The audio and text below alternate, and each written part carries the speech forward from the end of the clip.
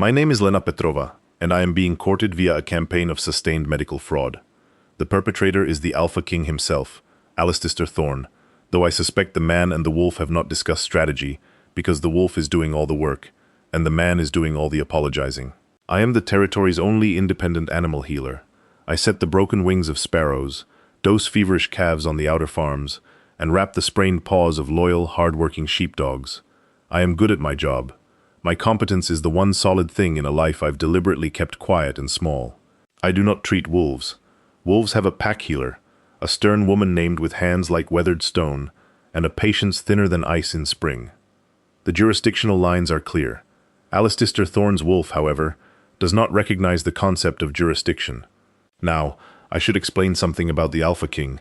He is, by all accounts, the most controlled shifter in the territory.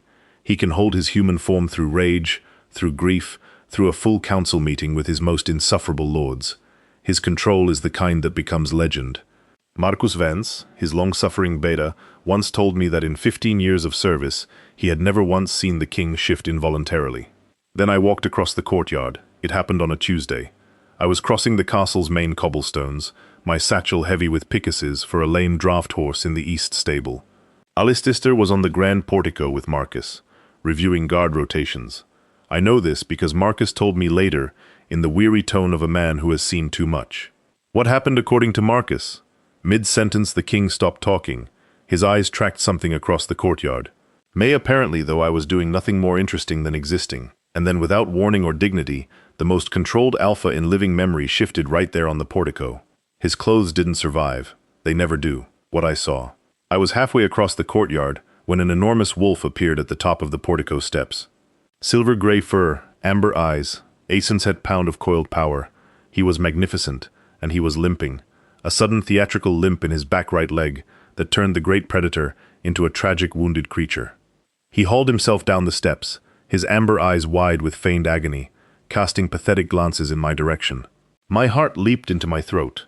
An injured alpha wolf was a crisis. I dropped my satchel and ran. Marcus, still standing on the portico holding a guard roster and the shredded remains of the king's shirt, looked like a man seriously reconsidering his career. He skidded to a halt beside the wolf and dropped to my knees. He immediately rested his massive head on my knee and whimpered. It was a good whimper, full-bodied with a little trill of suffering at the end. I ran my hands down the leg. No heat, no swelling. I manipulated the joints. He didn't so much as flinch. In fact, I felt the faint vibration of a pleased rumble starting in his chest. A purr. An 800-pound wolf was purring. "He seems fine," I said, perplexed, looking up at Marcus. And then the wolf shifted back. One moment. I was kneeling beside a mountain of silver fur. The next Alistair Thorne was crouching on the cobblestones in front of me, very human, very naked, and very red in the face. Marcus, with the reflexes of a man who had clearly begun preparing for exactly this, threw a cloak over his king's shoulders. "I apologize, healer Prova," Alistair said, clutching the cloak around himself with what remained of his dignity. "I don't know what that was." I knew what it was. My own wolf. A quiet, pragmatic voice in the back of my mind delivered a clipped report. Subject: Alpha King Alistair Thorne. Condition: involuntary shift triggered by proximity to us. The wolf is acting on instinct. The human is refusing to acknowledge. Probability of genuine injury, 0%. She paused. His wolf has good taste. Recommendation: observe. That last part was new. My wolf didn't usually editorialize. I couldn't ignore it. What if I was wrong? My entire life was built on not being wrong about an animal's pain. So the next week, when it happened again, this time in the armory, where Alistair had been inspecting new steel before his body apparently decided that wolf form was more productive, I attended. The wolf developed a deep rattling cough that echoed magnificently off the stone walls. He hacked and wheezed, only when he was looking directly at me. The performance stopped the second I placed my stethoscope on his chest. His heart rate was perfect, his breathing clear. He wagged his tail through the entire examination. When he shifted back, wrapped hastily in Marcus's ever-ready spare cloak, his jaw was tight with embarrassment. "This doesn't usually happen," he muttered, not meeting my eyes. "I have excellent control." "Your wolf wants attention," I said, packing my things. "He's the alpha wolf. He has the world's attention. He wants my attention," I clarified, my voice flat. Something flickered in his eyes. Not embarrassment this time, but a raw, unguarded honesty that he immediately buried. "Yes," he said quietly. "He does. He didn't say, and so do I." But the silence said it for him. My wolf filed a brief update. The human is aware of his wolf's objectives and is not actively obstructing them. He is merely too stubborn to participate. Also, his shifted form is well proportioned. This is noted for the record. Are you annotating his physique? I asked my wolf internally. Observation is the foundation of good medicine. The involuntary shifts grew more frequent. Marcus began carrying a bag with a spare set of the king's clothes at all times. The castle staff developed an extraordinary collective ability to look elsewhere. A thorn in the paw, which required me to inspect all 4 of his enormous thornless feet while he sighed contentedly. A mysterious rash on his belly that was just fur. Each time the pattern was the same. Alistair would be going about his business. I would appear, and his body would betray him. In the training yard one morning, as I crossed toward the east stables, I watched 3 young packwolves sparring in their shifted forms, a tangle of fur and playful growls that scattered the chickens from the adjacent coop. One of them, a lanky gray yearling, broke off to shake mud from his coat before shifting back, laughing and breathless, reaching for the clothes pile by the fence. Shifting was ordinary for them, easy like breathing.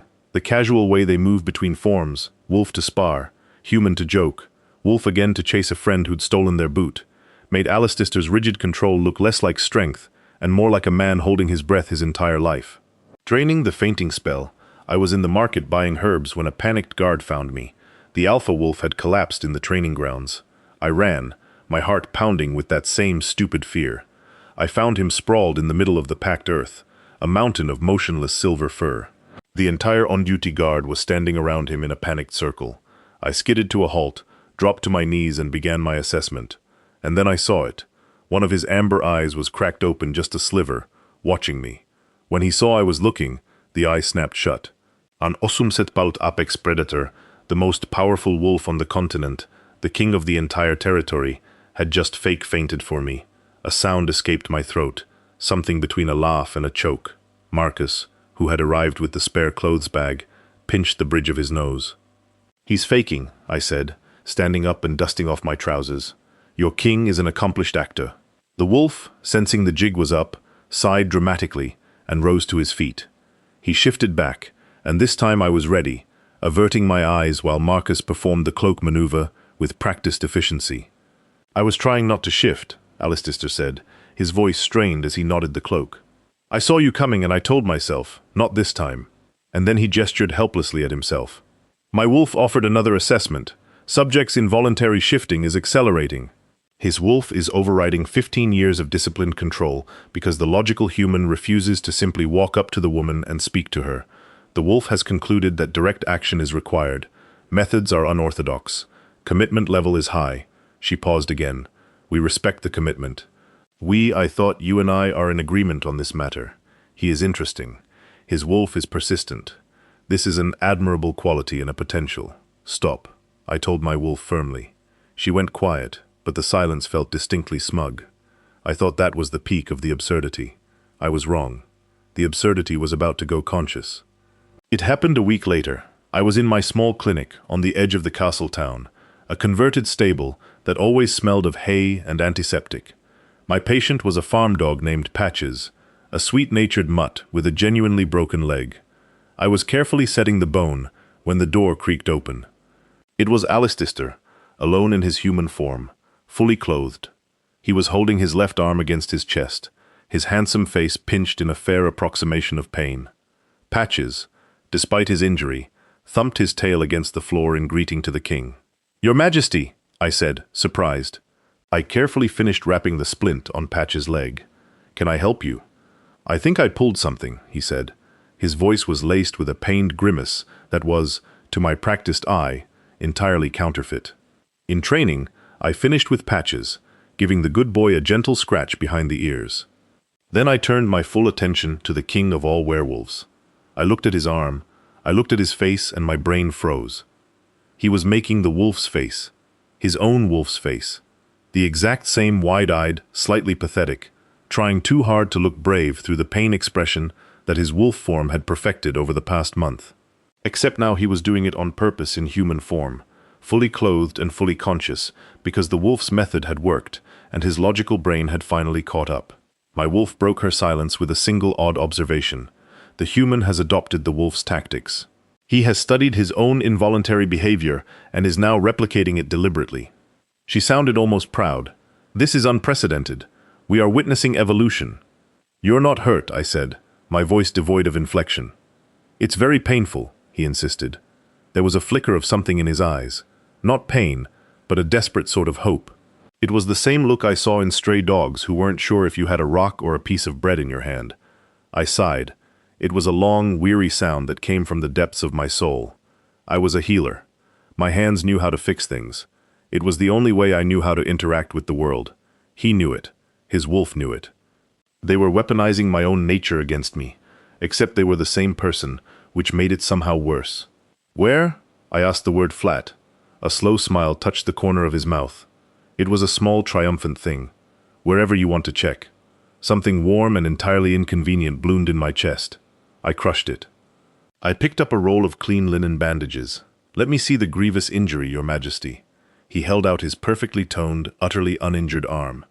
I ran my fingers over the muscle, feeling for any sign of a strain, a tear, a knot. There was nothing but healthy tissue and the warmth of his skin. His breath hitched when I touched him. His heart rate, I could hear it pick up, a strong, steady beat that sped up under my fingertips. He wasn't hurt, but he wasn't calm either. I was the one causing the symptom. I wrapped his forearm in a neat, professional bandage, not too tight, not too loose. A perfect, pointless dressing. There, I said, securing the end. Try not to exert yourself. He looked down at the bandage, then back at me, his eyes dark and serious. Thank you, Lena, he said, using my first name for the first time. I feel better already. He kept the bandage on for 3 days. He displayed it like a trophy, a king who had won a war, and this was his medal. The pack wolves smirked behind their hands. Marcus developed a permanent furrow between his brows, and my wolf, unbidden, offered a quiet thought as I watched him cross the market square, bandaged arm held just slightly higher than necessary, looking pleased with himself. He is ridiculous. I like him. I didn't argue. The next morning, Marcus Vance appeared at my clinic door. Healer Petrova, he said, his tone one of polite exhaustion. The king requires your presence in the throne room. Is he injured again? He claims his other arm is now experiencing sympathy pains for the first one. Marcus pinched the bridge of his nose. He also said, and I quote, only Lena's hands can diagnose it properly. He was entirely in human form when he said it, which means he can't even blame the wolf. My wolf's voice was dry as dust. Tactical escalation confirmed. The human is now operating independently of involuntary shifting. He is targeting the opposing limb under his own volition. This is resourceful. We approve. When I entered the throne room, it was empty, save for Alistair, who sat on the massive carved throne, looking deeply uncomfortable. He was in human form, deliberately this time, I could tell, because he had that rigid quality of a man concentrating very hard on staying in one shape. He was trying to look regal and wounded at the same time. It wasn't working. He just looked like a man fighting his own body. I walked up to the dais. I didn't bow. I wasn't a courtier. I was a healer. And he was my patient. My very fraudulent patient. Show me, I said. He held out his right arm. I took it. His skin was warm, his pulse reactive. I unwrapped the bandage from his left arm first. This one seems to have made a full recovery, I noted, my voice deadpan. A miracle, he breathed. But I noticed a fine tremor running through him. The wolf pushing, the shift pulling. My touch was the trigger and the anchor, the very thing that made his wolf want to surface, and the thing that made the man want to stay. I pressed my fingers into his bicep, his forearm.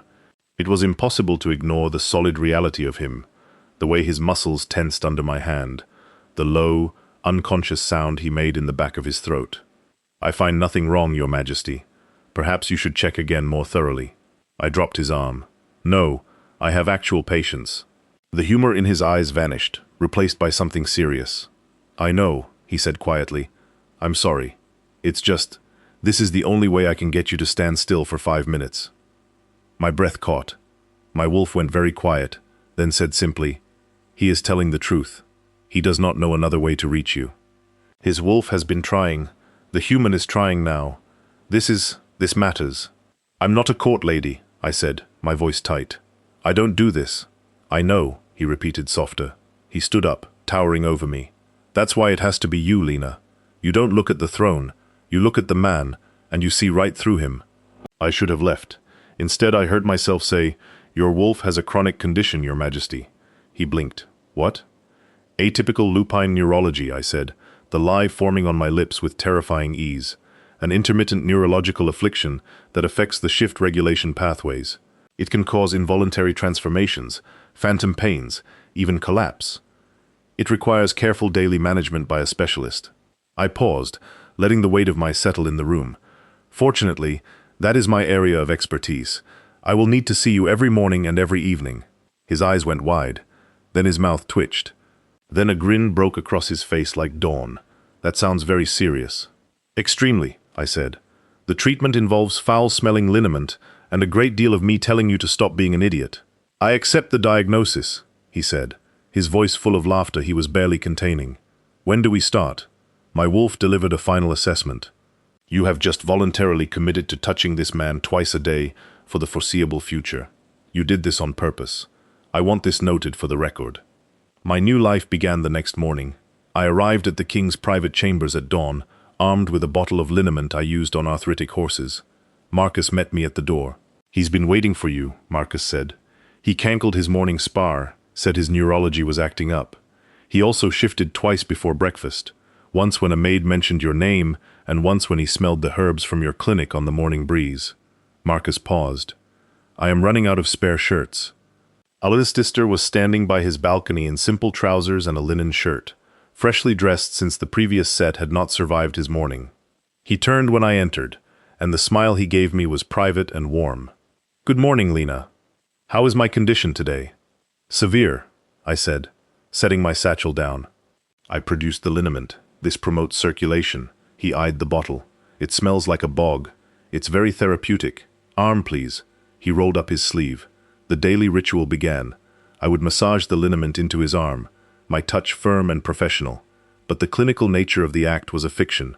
I was intensely aware of him, the heat of his skin, the way his breathing changed under my hands, and I could feel the shift pulling at him, a fine tremor beneath his skin, a flash of amber at the edge of his irises that he blinked away.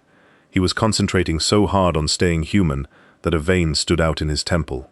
My touch was the thing that made his wolf want to surface and the thing that made the man want to stay.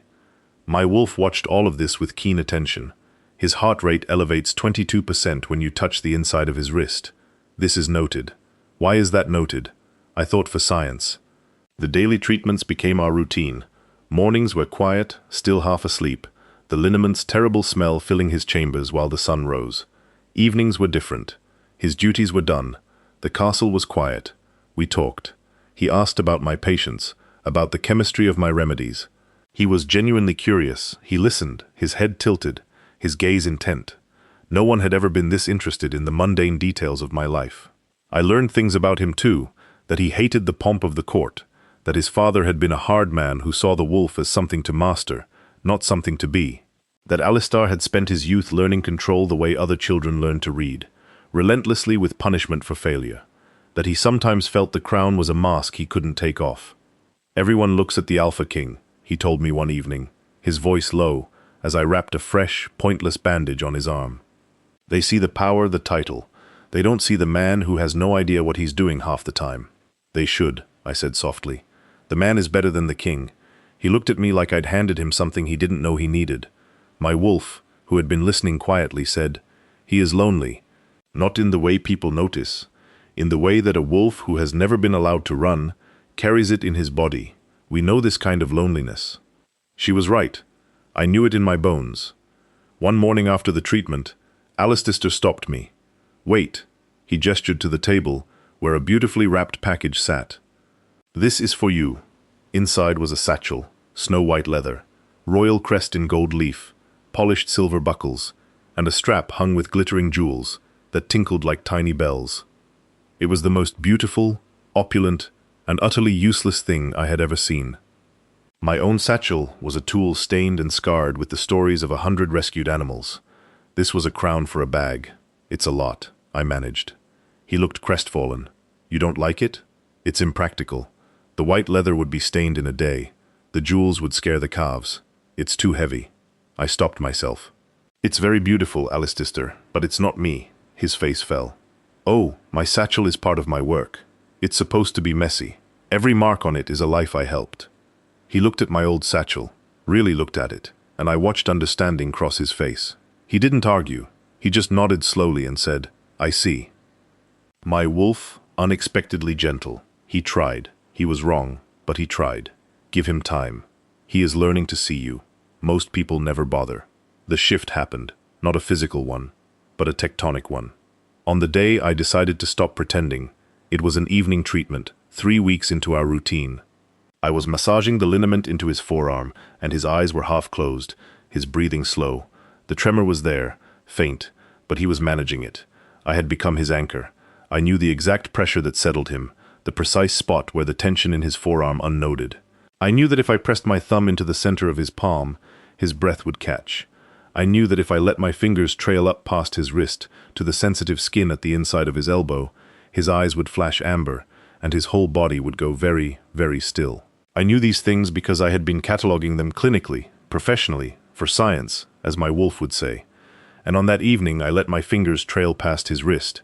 His eyes snapped open full amber for just a second before he pulled them back. His breathing had stopped entirely. Lena, he said, his voice rough. What are you doing? Checking your circulation, I said. My voice perfectly steady, my hand perfectly still against the inside of his elbow where his pulse was hammering. It's part of the treatment. That has never been part of the treatment. I've updated the treatment. We stared at each other. His eyes were dark, intense, and I could see the question forming, the one he was too controlled, too careful, too well-trained to ask. My wolf, who had been growing increasingly impatient with the pace of human courtship, delivered an exasperated directive. He will not make the first move. He has been trained out of it. You will need to be clearer, significantly clearer. So I was clearer. Your pulse is elevated. I told him, my thumb still on that hammering beat. 112 beats per minute. That's high even for you. I wonder why, he managed. I have a theory, I said, and I watched his pupils dilate. I think your condition may be more serious than I initially diagnosed. How serious? I may need to extend the treatments. I let my voice drop just slightly. More thorough examinations, possibly twice daily monitoring of your vital signs. He exhaled a long, shaky breath, and a laugh broke through it. You, he said, his voice caught between desire and delight, are diagnosing me with feelings. I'm diagnosing you with an elevated heart rate, Your Majesty. The cause is a separate clinical question. And what is the cause in your professional opinion? I looked him dead in the eye. Me. The smile that broke across his face was worth every awkward morning, every fake injury, every terrible bottle of horse liniment. He leaned forward, his hand coming up to cover mine where it rested against his arm, his fingers lacing through mine. That, he said softly, is the most accurate diagnosis you've ever given. My wolf delivered her assessment in a tone of deep satisfaction. Finally, you may proceed. After that, it was war, but the good kind. He showed up at my clinic the next day, unscheduled, fully clothed, no visible injuries, carrying a single wild flower he'd clearly picked from the castle garden. He held it out like a man presenting state credentials. For your clinic, he said, I noticed it doesn't have any color. It's a stable. It's not supposed to have color. Everything should have color, he said, and placed it in an empty tincture bottle on my workbench. My wolf, he brings offerings now, small ones. This is correct behavior. We accept. The next morning, during his treatment, I wore my hair down instead of in its usual practical braid. I never wore my hair down. It got in the way. But I had noticed during our weeks of proximity that when a loose strand escaped my braid, his eyes would track it and his hand would twitch and his pulse would do that thing. He noticed. His hand trembled on the armrest. Your hair is different, I said innocently, leaning forward to examine his perfectly healthy shoulder, letting my hair brush his arm. Different, he repeated, his voice strangled. His eyes went amber. He gripped the armrest so hard the wood creaked. He did not shift. It cost him visibly. I hid my smile in his shoulder. My wolf purred. He escalated. The next day he arrived for his evening treatment, having just come from sparring, still in his training shirt, the linen damp and clinging to every line of him. He did not usually come to treatments from sparring. He usually bathed and changed first. He was a king. He had standards. Sorry, he said. Not sorry at all. I didn't have time to change. "That's fine," I said, my voice admirably steady as I pressed my stethoscope to his very muscular, very visible chest. Deep breaths. He breathed deeply. I listened to nothing because there was nothing wrong with him. My wolf offered a detailed physiological assessment that I will not be repeating because it was deeply unprofessional. I escalated back. During the next morning's treatment, I accidentally spilled liniment on his hand and cleaned it off with a cloth slowly, finger by finger, holding eye contact the entire time. "You missed a spot," he whispered, his voice wrecked. "Where?" He turned his hand over, baring his palm. "Here." I cleaned the non-existent spot with the pad of my thumb, pressing gently into the center of his palm. His eyes closed. His breathing went ragged. The shift tremor ran through him, and for once, he didn't fight it. He just let it pass through. A shudder that was almost a sigh. "Better?" I asked. "Worse?" he said. "Much worse. I think you're going to need to see me 3 times a day." "That seems medically excessive. I have a very serious condition." "You have a condition I made up, and I've never been more grateful for a fake diagnosis in my life." We were both grinning like idiots. Marcus, who had opened the door to deliver a message, and then immediately closed it again, could be heard walking away while muttering something about a raise. The courtship became a language. He would bring me things, not jeweled satchels, not anymore. Small things. A jar of the specific honey I used in Picasses, sourced from a beekeeper 3 villages away. A book on equine anatomy he'd found in the castle library, with passages marked that he thought I'd find interesting. A new whetstone for my surgical knives because he'd noticed mine was wearing thin. Practical things, things that said, "I see what you need." My wolf kept a running tally. Gift analysis, 12 offerings to date. Relevance to our work, 100%. Ostentation level 0. Trend marked improvement from initial satchel disaster. Assessment subject is trainable. I courted him back. Not with gifts. I had nothing to offer a king. But with the thing I was good at, touch.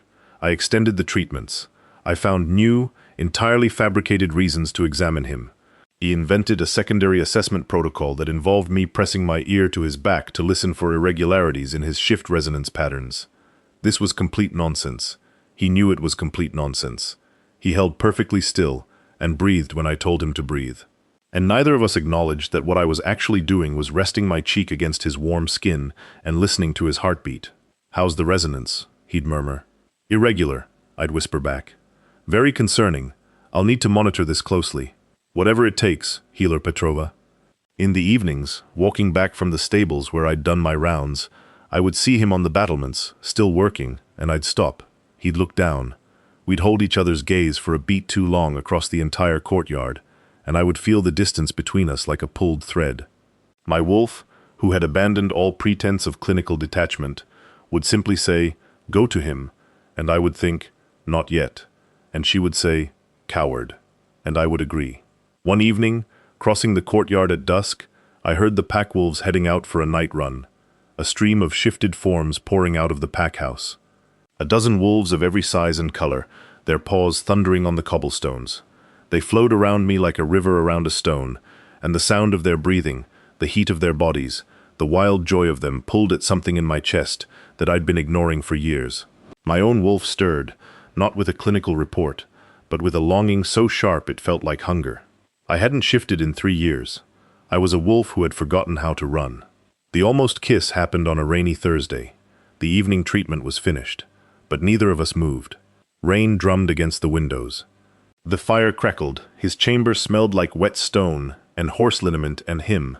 The clean, earthy scent that was uniquely Alistair, the one I had memorized without meaning to. He was looking at me the way he'd been looking at me for weeks, like I was a problem he couldn't solve and didn't want to. I was still holding his hand, my thumb tracing slow circles on his palm, because I had given up pretending the treatments were clinical. They were just us finding excuses to touch each other. "Lena," he said, and his voice was different. Lower. No humor in it. "Alistair, I want to kiss you." My heart slammed against my ribs. "That's not part of the treatment protocol. I'm not asking as your patient." The air between us was charged, electric. I could feel his pulse under my thumb, fast and strong. I could see the amber bleeding into his irises. Not a loss of control. Not anymore. But the wolf surfacing to be present for this. Both halves of him in agreement, wanting the same thing. I leaned in. He leaned in. and then his control slipped. A shudder ran through him, his eyes going full amber, and the shift started. The tremor in his shoulders, the ripple under his skin. He caught himself barely, teeth gritted, and hauled himself back by sheer will. But the moment broke. He jerked away, breathing hard, hands fisted. "Every time," he said, his voice raw with frustration, "every time I get close, I demote." "Well, it's all right," I started. "It's not all right," he said, and the anguish in his voice cut through me. My father spent years teaching me that this, the loss of control, was the worst thing an alpha could be, and now I can't even kiss a woman without proving him right. The room went quiet. The rain was the only sound. "Your father was wrong," I said. He looked at me. "Your wolf isn't losing control, Alistair. Your wolf is the most honest part of you. It knew before you did. It embarrassed you in public. It faked injuries. It ruined Marcus's entire wardrobe because the logical, careful, controlled part of you was never going to walk across that courtyard and talk to me. Your wolf did what you wouldn't." I stepped closer. "That's not weakness. That's your own heart refusing to be ignored." He stared at me. The amber faded from his eyes, leaving them dark and human and impossibly vulnerable. "How do you always do that?" he said, his voice rough. "Do what?" "See exactly what I need to hear." My wolf very quietly. "Tell him. Tell him why you see it. Tell him what you are." "Not yet," I thought. And she didn't argue, but she didn't agree either. Instead of kissing him, I did something that felt just as dangerous. I reached up and put my hand on his cheek, my palm against his jaw, my thumb at the corner of his mouth. He went completely still. Not the stillness of control, the stillness of a man afraid that if he moved, the good thing would disappear. "Tomorrow," I said. "Well, try again tomorrow. Tomorrow," he repeated like a promise. I left his chambers and made it all the way to the stairwell before I pressed my back against the cold stone wall and exhaled. "My wolf, your heart rate is 134 beats per minute. Your pupils are dilated. Your skin temperature is elevated. In my professional opinion, you have it bad." "Shut up," I said aloud to no one in an empty corridor of the king's castle. She did not shut up. She purred. Tomorrow came. I arrived at dawn as usual, but something had changed. He was standing by the balcony again, watching the sunrise. But when he turned, he didn't perform the usual ritual, the joking complaint about his condition, the extended arm, the back and forth. Instead, he just looked at me. "I didn't shift this morning," he said. "I set my satchel down slowly. Not once. Not once. I thought about you. I even smelled the liniment on the breeze. A faint smile. I stayed human. I should have been pleased. This was progress. His control was returning. Instead, I felt something cold and unexpected settle in my chest, because his involuntary shifts had been the bridge between us. The excuse, the reason, the diagnosis I'd invented to keep us close. If his wolf went quiet, "That's good," I said, and I heard the lie in my own voice. He heard it too. His eyes sharpened. The treatments continued that week, but they felt different. He was calm, controlled. The tremor was gone. His eyes stayed human. He sat for the liniment and the bandages with perfect stillness, and the easy charged intimacy of the past weeks had been replaced by something careful and distant. He was being polite, appropriate, kingly. He was, I realized, with growing horror, pulling back. His control had returned, and with it the walls. The man who had learned from his father that the wolf was weakness had looked at what his wolf had done, the public shifts, the fake injuries, the spectacle, and was now overcorrecting, being sensible, being the kind of king who didn't make a fool of himself for a healer.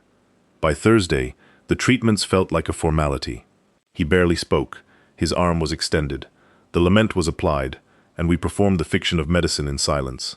My wolf had gone uncharacteristically quiet too, not smug, not clinical, just sad.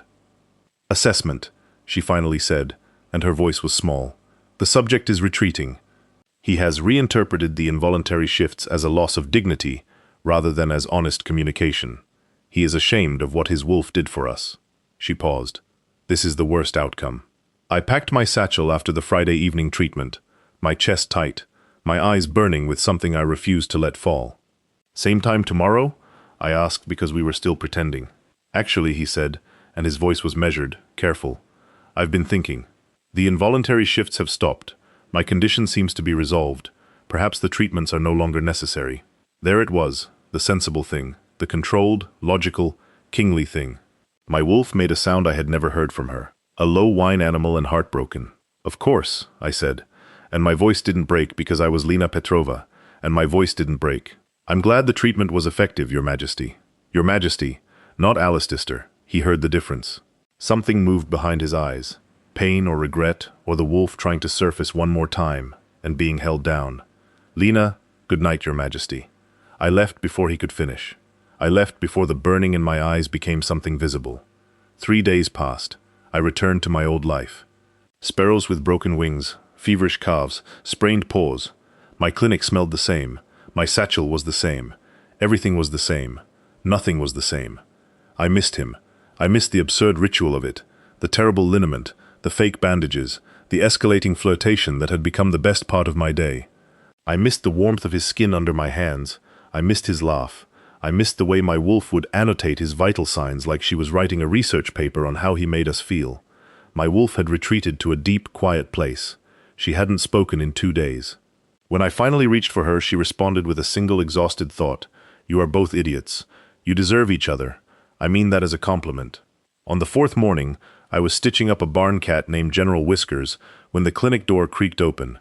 I looked up and I stopped breathing. Alistair stood in the doorway. He was in human form. He was fully clothed. He was not carrying his arm against his chest, or wincing, or performing any approximation of injury.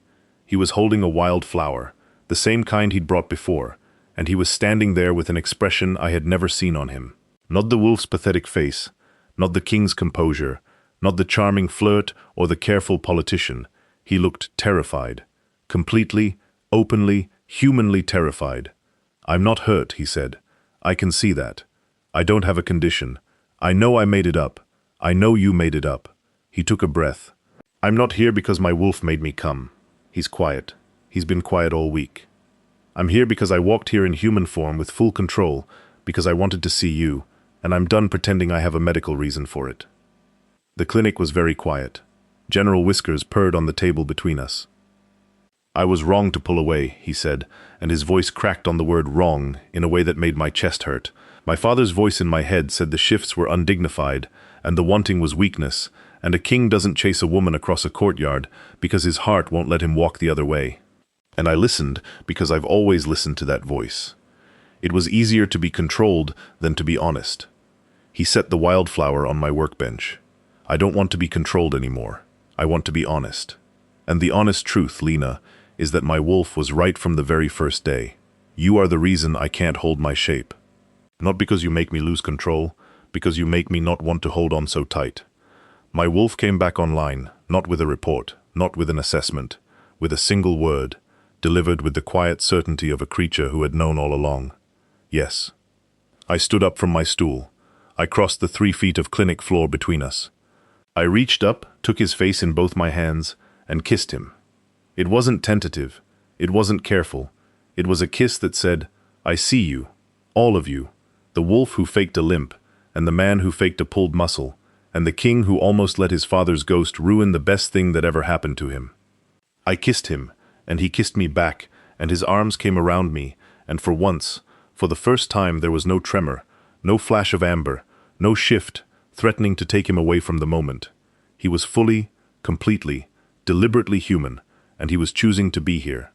When we finally broke apart, both breathing hard, he rested his forehead against mine. "No more fake injuries," I whispered. "I can't promise that," he said, his lips brushing mine. "The wolf has a proven methodology."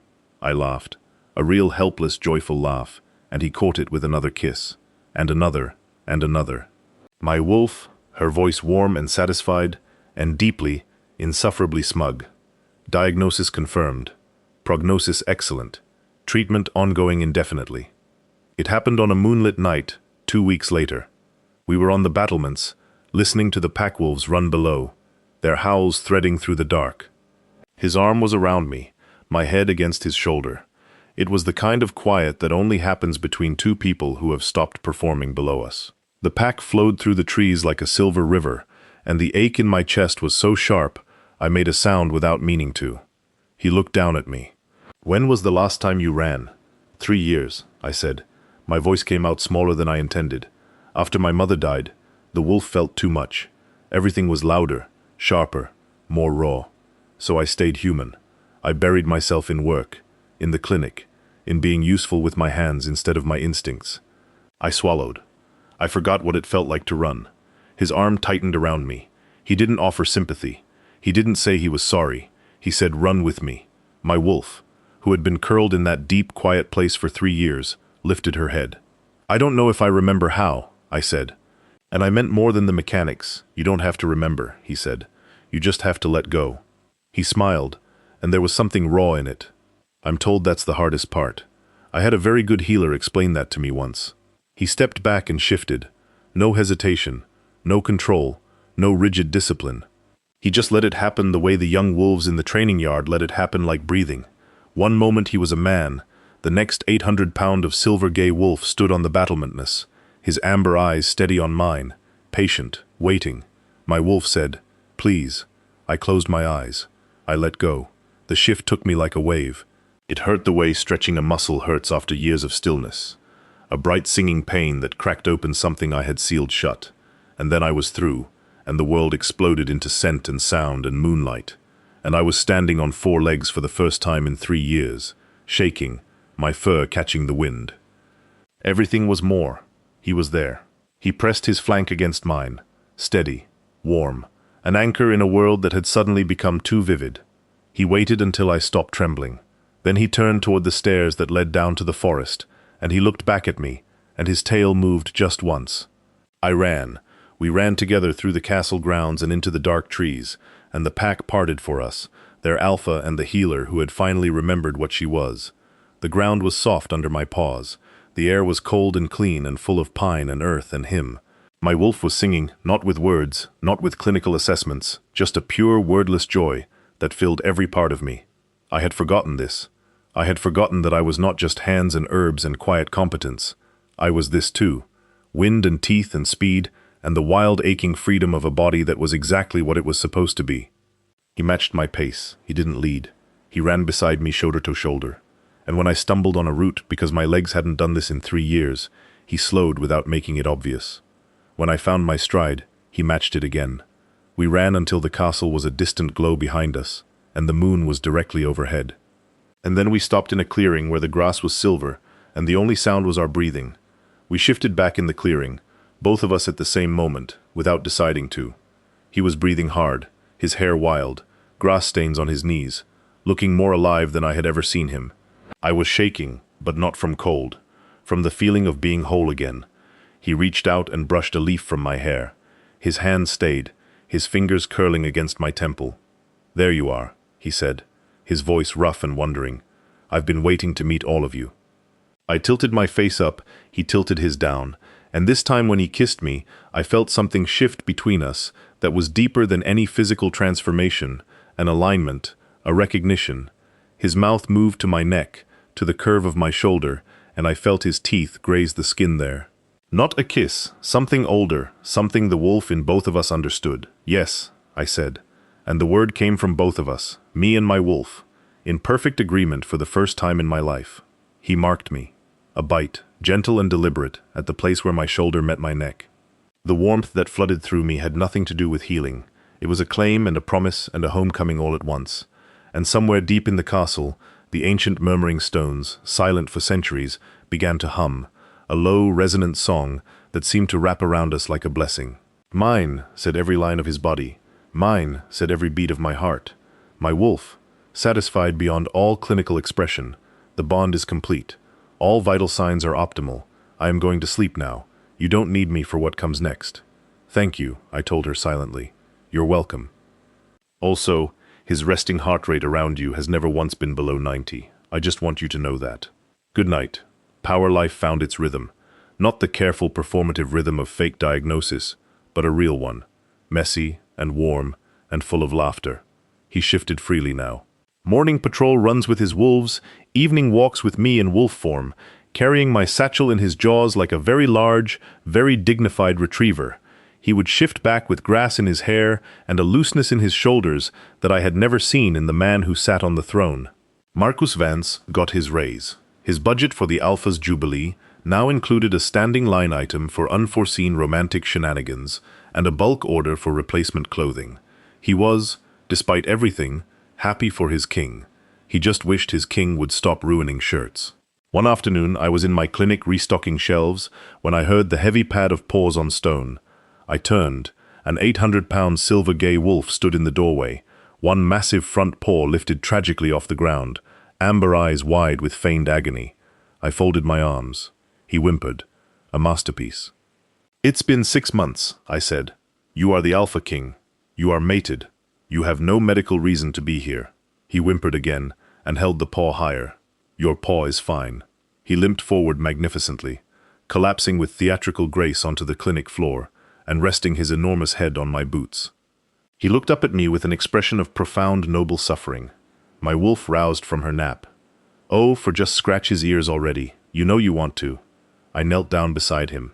I took his perfectly healthy paw in my hands, and instead of examining it, I scratched behind his ears, right in the spot he could never reach. His eyes closed. The purr started deep rumbling 800-pound of pure contentment.